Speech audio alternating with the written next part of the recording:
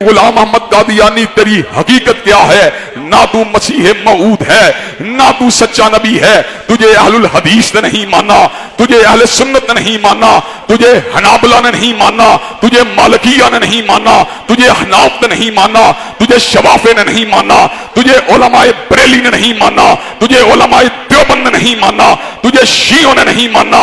حضرات گرامی قدر، ختم نبوت کا عقیدہ ہمارے لیے ایک ایسا عقیدہ ہے جس کے اوپر مر مٹنا ہمارے لیے باعث فخر ہے، ہمارے لیے باعث اعزاز ہے۔ ہم حضرت رسول اللہ کے بھی نوکر ہیں اور سیدنا عیسیٰ علیہ السلام کے بھی نوکر ہیں۔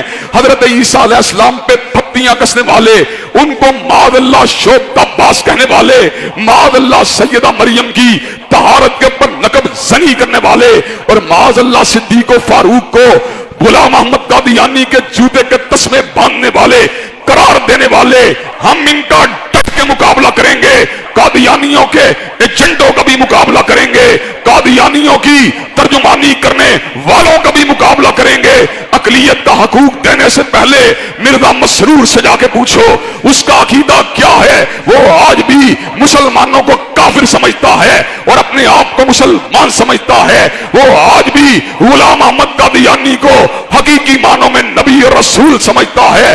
حضرات گرامی قدر، حضور کے بعد کوئی رسول نہیں ہو سکتا، چاہے مسلمہ کذاب ہو، چاہے اسود انسی ہو، چاہے علی جاں محمد ہو، چاہے راشد الخلیفہ ہو، چاہے علی محمد باب ہو، چاہے حسین علی مادندانی ہو، چاہے احمد عیسیٰ ہو، چاہے یوسف کذاب ہو، چاہے غلام محمد قادیانی ہو، لعنتیں برستی رہیں گی، مگر حضور کے بعد کوئی نبی نہیں ہو سکتا، حضور کے بعد کوئی رسول نہیں ہو سکتا۔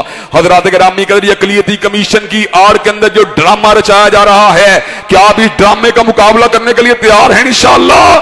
کبھی مسجدوں کے پر تالے لگاتے ہو، کبھی لاک ڈاؤن کی باتیں کرتے ہو، کبھی صفوں کے اندر رہنا ڈالتے ہو، اور کبھی ایمان پہ ڈاکہ ڈالتے ہو، کبھی ختم نبوت کے عقیدے کو پسے پش ڈالنے کی باتیں کرتے ہو۔ انشاءاللہ یہ ملک جو ہے ختم نبوت کے مجاہدوں کا ملک ہے، غازیوں کا ملک ہے۔ خبردار کسی ناپاک حرکت کی جسارت نہ کرنا، ورنہ سن 53 کی تحریک کو زندہ کر دیا جائے گا، وگرنہ سن 70 کی دہائی کے آغاز والی تحریک کو زندہ کر دیا جائے گا، اور گلی گلی کوچے کوچے کے پر ختم نبوت کے جھنڈوں کو لہرا دیا جائے گا۔